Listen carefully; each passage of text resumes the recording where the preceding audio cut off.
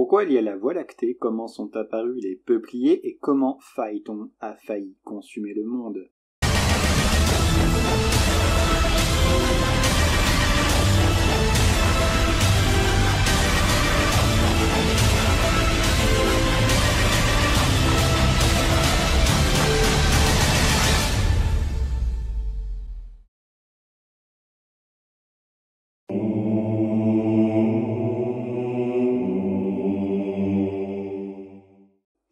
Bonjour à toutes et à tous. Aujourd'hui on va parler de Phaéton, non pas Phaéton l'oiseau ou la voiture, mais Phaéton le fils du soleil.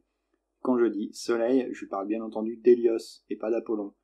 On le précise, Apollon n'est pas le soleil dans le sens propre, même si sa perception change un peu vers le 4e siècle avant notre ère. Apollon est le soleil dans le sens spirituel, il est essentiellement le dieu de la divination et de la musique. Hélios, lui, incarne le soleil, dans le sens physique.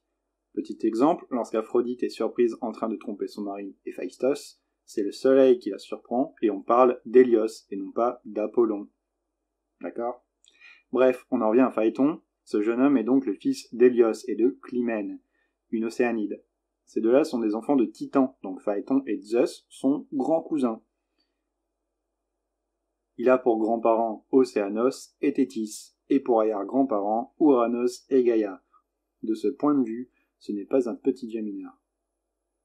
Et pourtant, son histoire montre tout ce qu'il ne faut pas faire. Il est élevé seul par sa mère Clymène, sans connaître l'identité de son père. Mais un jour, Clymène lui confie qui est réellement son géniteur. Et pour Phaéton, c'est génial.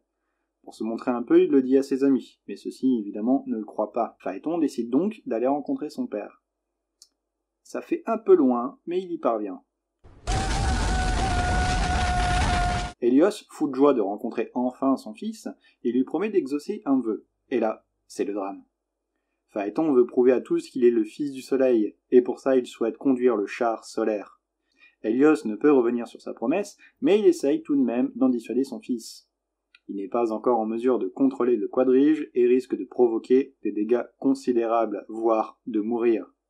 Mais le fiston est têtu et Hélios n'a d'autre choix que de réaliser son souhait. Aussitôt que les chevaux s'élancent, ils sentent que la force qui les retient n'est pas la même que d'habitude, et aussitôt ils redoublent de fougue. Et Phaéton perd le contrôle. Le char solaire dévie sa course et commence à embraser le ciel et la terre. Évidemment, comme ça commence à devenir un peu chaotique, son grand cousin, Zeus, le maître de l'Olympe, décide d'intervenir. Et là, pas de cadeau.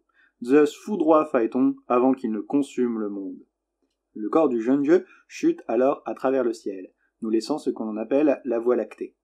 Il finit sa course dans le fleuve Éridane, et à sa mort, ses sœurs ne peuvent s'empêcher de pleurer, et elles se transforment en peupliers. Ainsi finit Phaéton, fils d'Hélios et de Clymène. Fin.